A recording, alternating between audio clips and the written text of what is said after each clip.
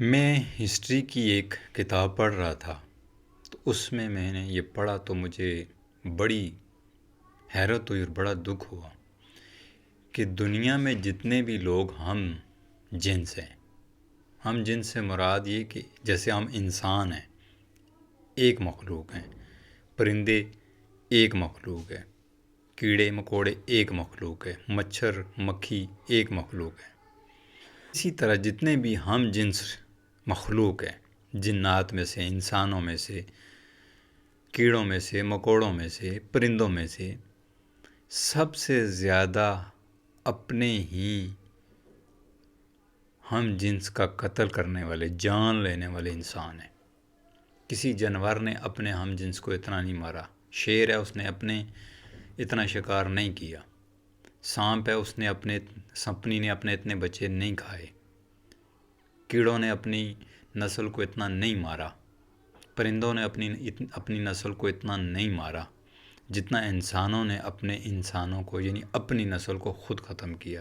آپ ہسٹری آدم سے لے کر آج تک اگر دنیا کی ہسٹری کو آپ ٹٹولیں تو آپ کو اس بات کا اندازہ ہوگا کہ انسانوں نے انسانوں کو جتنا قتل کیا، غیرت کے نام پہ، شرم کے نام پہ، جائیداد کے نام پہ، کچھ بھی نہیں ہوا، ویسے ہی غصہ آ گیا تو وہ مار دیا۔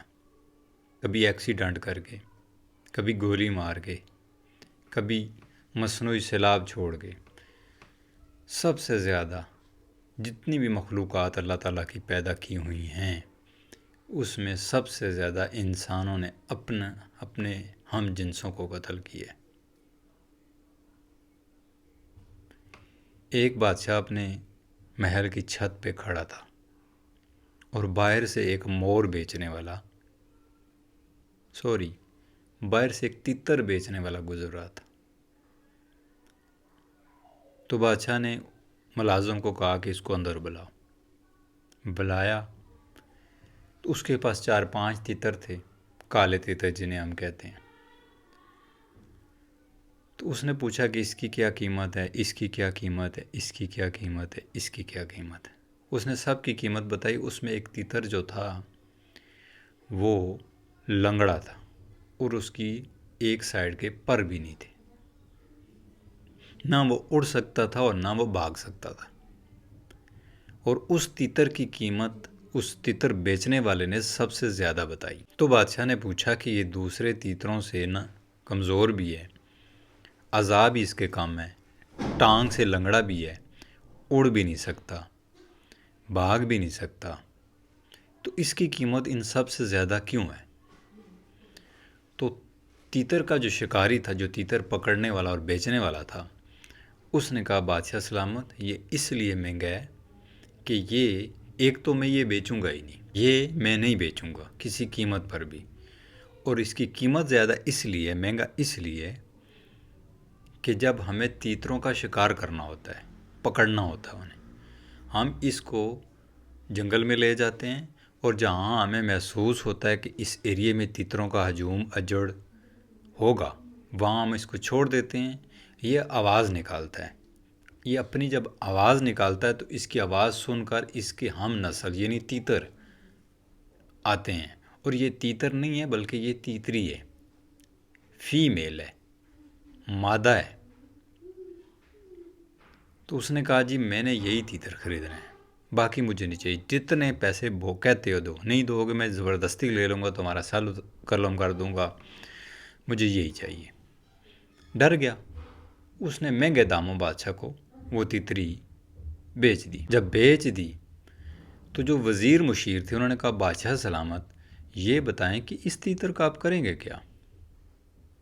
یہ کمزور بھی ہے، اڑ نہیں سکتا، چل نہیں سکتا، اتنے پیسے دے لیے آپ نے۔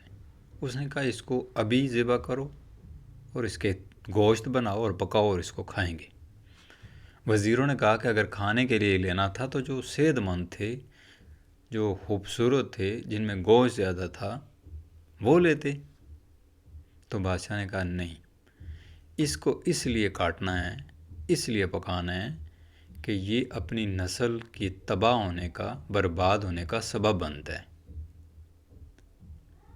اس لیے اس کو فوراً سے کاٹو، ذبح کرو اور پکاؤ۔